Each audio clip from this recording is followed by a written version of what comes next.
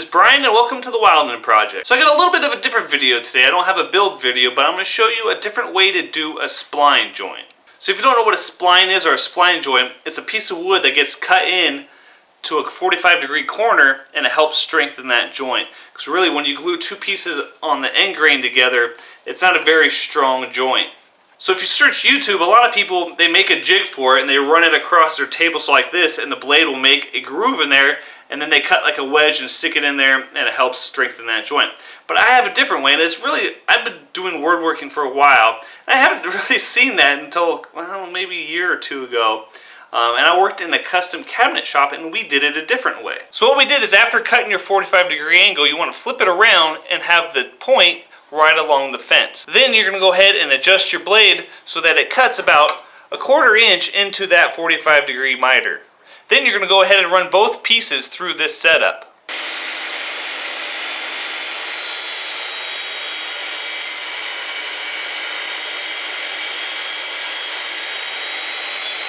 Alright, so that's what it looks like when it is finished cutting. I had to go ahead and make a second pass because my spline material that I'm using is 3/16, and this is just a 3/16 hardboard, a couple layer plywood that you could get at the local hardware store.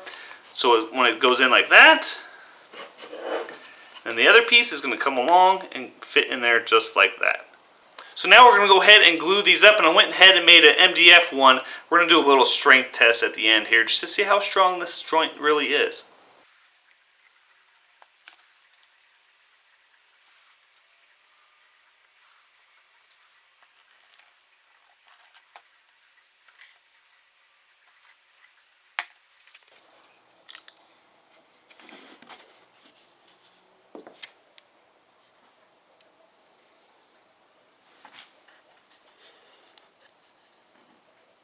Alright, so I let the pieces glue up overnight. I got one with the spline, and I went ahead and did one without just so we have something to test against. So now I'm just going to see if I can try to break this joint. Alright, so the first test is I'm going to go ahead and stand on both of these. I doubt I'll break it. I weigh about 195-ish. And I doubt I'll break it, but hey, we need a starting point, so we'll start there. Alright, so here goes the piece without the spline. Bouncing on it a little bit. Nope. Here's a piece with the spline. It's bouncing on it again. Put both feet on. Jump up and down a little bit. Oh, alright, so on to the next one.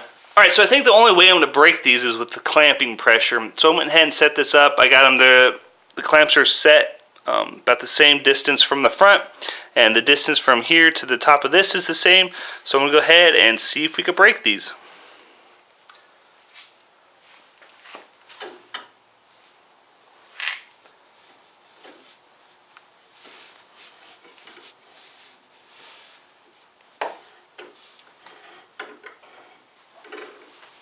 Alright, there's a 1/2 turn. Full turn.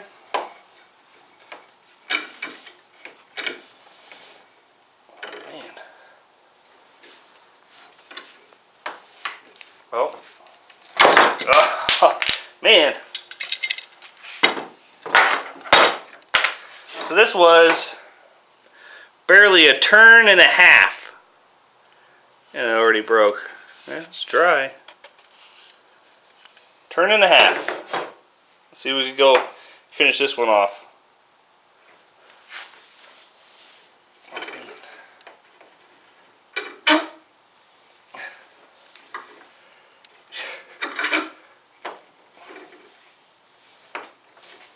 Alright, so there's 2 turns.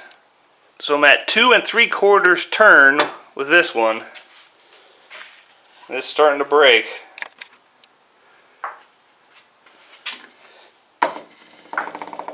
3.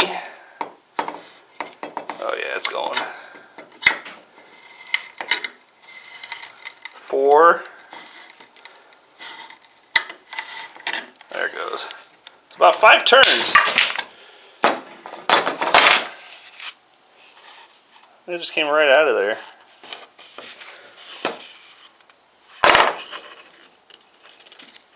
Man, glue's dry. Alright, so for fun I'm going to go ahead and try one of these MDF ones.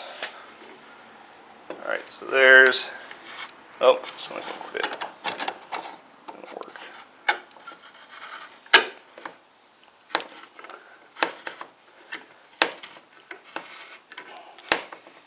Alright, so there's one turn.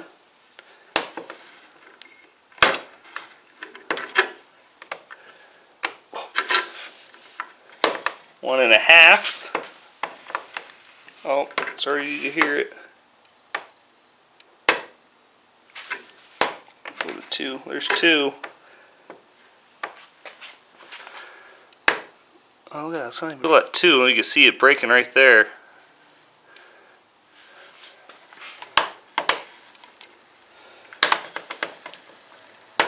There's two and a half.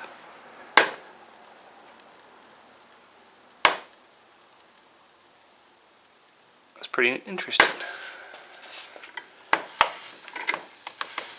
Three.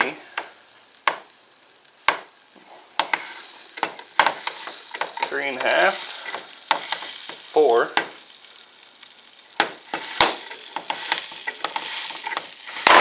Woo!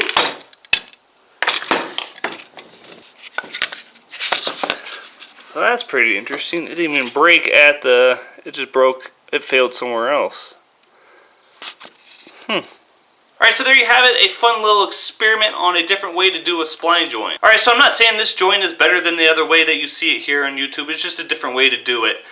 This one has some pros and cons to it. Pros are that, you don't see it here on the front like you would do the other way, but you do see it there on the top and the bottom, so maybe an idea would be to use the same type of wood there, or a contrasting wood, but you would also have to clean up that joint, because when you cut that joint there, the blade leaves a little bit of a V, so you have to get in there with a really small chisel and clean that out, or just widen and make it maybe about a 1/4 inch. I think a 1/4 inch chisel is pretty common, and clean that out. But it's just a different way to do a spline joint, and that's all I'm getting at, really. Alright, so that'll do it for this video. If you are new to the Wildman Project, go ahead and hit that subscribe button. All my social media links are down there in the description. I'm most active on Facebook and Instagram. That'll do it. Thank you for watching, and I will see you on the next one.